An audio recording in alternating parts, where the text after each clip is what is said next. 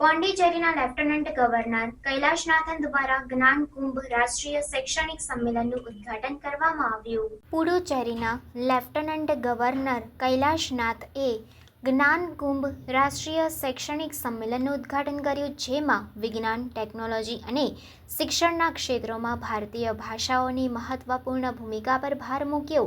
શિક્ષા સંસ્કૃતિ ઉત્થાન ન્યાસ દ્વારા all India council four technical education એટલે કે AICTE અને પોંડિચેરી યુનિવર્સિટી સાથે સહયોગમાં આયોજિત આ 3 દિવસીય સંમેલનનો હેતુ શિક્ષણ દ્વારા ટકાઉ વિકાસ અને સાંસ્કૃતિક એકીકરણને પ્રોત્સાહન આપવાનો છે.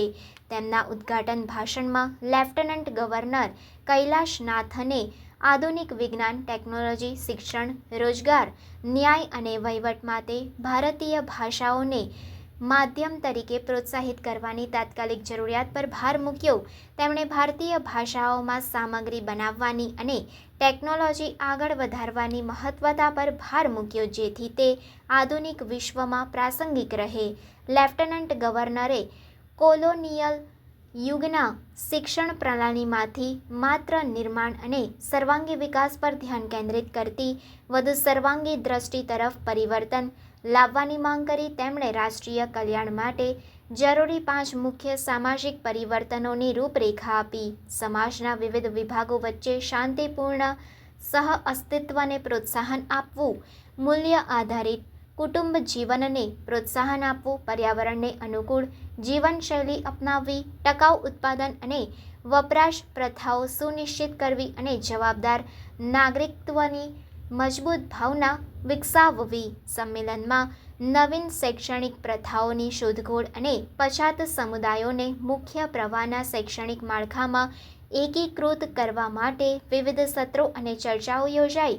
શિક્ષણ, વિજ્ઞાન અને ટેકનોલોજીના ક્ષેત્રના પ્રખ્યાત વ્યક્તિઓએ ઇવેન્ટમાં ભાગ લીધો અને તેમના વિચારો અને અનુભવ શેર કર્યા. લેફ્ટનન્ટ ગવર્નર કૈલાસનાથનનું પુડુચેરી માટેનું દ્રષ્ટિકોણ તેને નવી શિક્ષણની મોડેલ, ભારતીય ભાષાઓની એકતા માટેનું કેન્દ્ર અને રાષ્ટ્રીય શિક્ષણ નીતિના અમલમાં રોલ મોડેલ તરીકે રૂપાંતરિત કરવાનું છે. તેમણે આધુનિક વિજ્ઞાનના ક્ષેત્રમાં શ્રીનિવાસ રામાનુજન, CV રામન અને APJ અબ્દુલ કલામ જેવા વિશ્વ વર્ગના ભારતીય આકૃતિઓને યાદ કર્યા અને તેમની સફળતાની વાર્તાઓ સાથે નવી પેઢીને પ્રેરિત કરવાની જરૂરિયાત પર ભાર મૂક્યો.